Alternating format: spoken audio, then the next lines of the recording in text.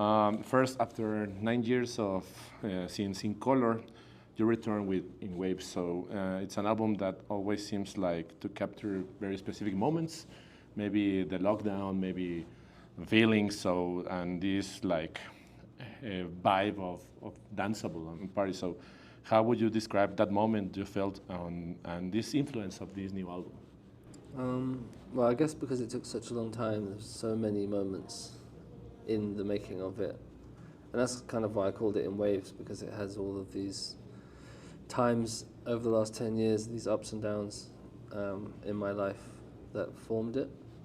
And some of it was some of the best time I've ever had in my life, making music and just enjoying the process. And some of it was extremely difficult, just because I was overthinking it, or normal life stuff that everybody goes through when they're going from being 25 to 35.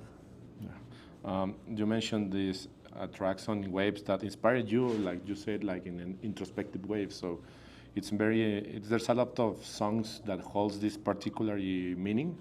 I mean, all this kind of vibe in the album, it's like introspective, it's like maybe feel alive, I don't know. Maybe it's the way of the album?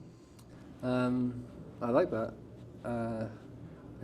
I mean, I was very introspective I always am about making music, but I think with this one in particular, I was more outward than I have ever been, because I was thinking about playing these songs out to people after the pandemic, and I was testing them out with big crowds and changing them every time I played them based on how the audience reacted. So although there are intimate moments and it is quite introverted, there's a lot of stuff that is sort of about connecting more with people than I've ever had before. I feel this album is more danceable, maybe. So how do you manage all these feelings during the lockdown, and how do you feel right now, like releasing it? I'm glad it's danceable. It's been fun to do the shows, especially now that people have heard it. It's really fun. And people have had a very nice reaction to it with the audiences. I haven't read reviews or anything like that, so my only way to really connect with it is by playing shows and seeing audiences react, and that's been awesome. In this album, you already told that it's like introspective, danceable, a lot of feelings, like during lockdown, release it, but in this case in particular, Breather is one of my favorite songs of the album. So in this track feels like a mantra that it's always repeating, like breathe in, breathe out, breathe in, breathe out. So how did this song come to life? How do you start working specifically in this song?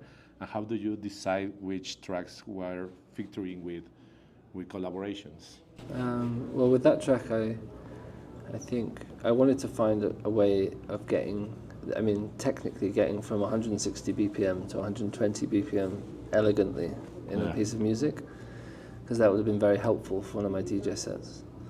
And I also really enjoyed playing music that had spoken word in it, because it meant that I felt like an extra level of connection with the audience, rather than just the emotional stuff in the music.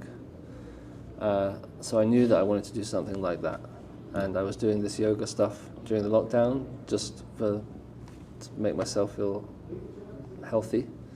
And I realized that some of those mantras that are said in a typical yoga class can also be taken the exact opposite way, like if you're on a dance floor and under the influence of certain things. I like that juxtaposition. And this part of, there's a lot of synthesizers, there's a lot of samples, drum kits. So how do you choose the instrumentation in between all these track lists? It's all kind of just following mistakes. Like anytime I try and do something on purpose, it's not very good. Yeah. But if I can just be in the studio and get comfortable and keep going and kind of forget what I'm doing, then it tends to happen. So I wouldn't really be able to answer that properly. And in this case, it's like a very personal a gift to us, this album, because it's like the part you believe and feel all these feelings, the introspective way, these mantras in the songs. But Yeah, I feel like you said, like errors choosing the songs. It's like a very personal way to work. So in this album, there's a lot of collaboration. So how do you choose these collaborations? It's difficult to you to share your ideas with another artist, producer. I don't know. Um, Sometimes it is, but I think when you're in a studio solo and you're just bouncing ideas around inside your own head, it can get very existential, and you can start losing your way very quickly. So I would go to people that I trust in music, play them stuff, ask them to help, ask them to add lyrics and vocals, and it would be a really helpful way to sort of direct things in a way that I wanted it to go, rather than just sort of searching around in the darkness, which I definitely felt like I was doing a lot. In this case, like people that you can trust and believe in the work, there's this song with Romy and Oliver Sims. So, what did this song and what is the background of this collaboration in this specific track? Well, it started as I went on a writing trip with Romy to LA, and we were just writing songs for pop stars for fun. And we wrote with lots of different artists, and by the end of that week, we had loads of bits of songs that we didn't know what to do with. And one of those little bits was an ad-lib at the end of a song, which I ended up turning into the chorus of Waited All Night. And then I asked Romy to come and write another verse, and I asked Oliver to come in separately and write another verse. And so it all formed quite in a quite fragmented way, which is a new way of working for us as a band. And I think that's kind of why we've gone out and done all these separate things, so that we can come back and work in new ways. Yeah, like in all your music career, like a solo artist, there's a long way. Like you're making danceable, good anthems of party, of late night. So I believe that the new fans and the old fans are very grateful with that. But I believe it's a good way to leave a legacy, this kind of work of music. But taking aside the music, what do you do in your daily life to leave a legacy? To leave a legacy? Yeah. I try to think as little as possible about legacy. Okay. I'm very lucky that I have something in the world I think that could be a legacy, but I don't think it's very healthy to think about myself in that way, or to think about oneself in that way. My favourite things to do that make me happy are just the simple things like getting up and reading a book and going for a walk. And there's a lot of my life where I don't get to do that because I'm in a new place in the world every day, so I'm very grateful for those moments where I get to just have like calm. In all this part of the music, also taking aside the music, there's a lot of interesting work in the visual art, and maybe the cover art, maybe the video. So how do you choose to put this complement in your music with your visuals? How do you choose the artist to work and that kind?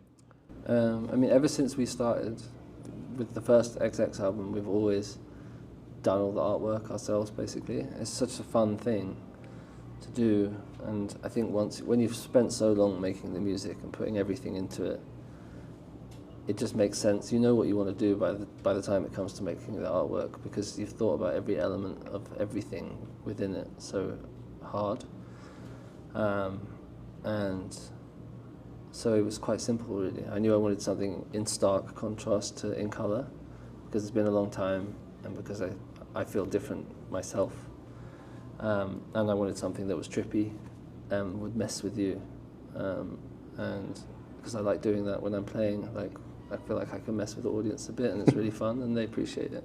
And talking about these unique sets you are creating, you already told me that you always create a unique vibe in your live show. So you are like creating something special to the Mexico City show. Yeah, it's going to be fun. It's actually the first time I've done this show indoors, and I did it in London. I did a version of it in London last week, and that was the first time I'd done it at all.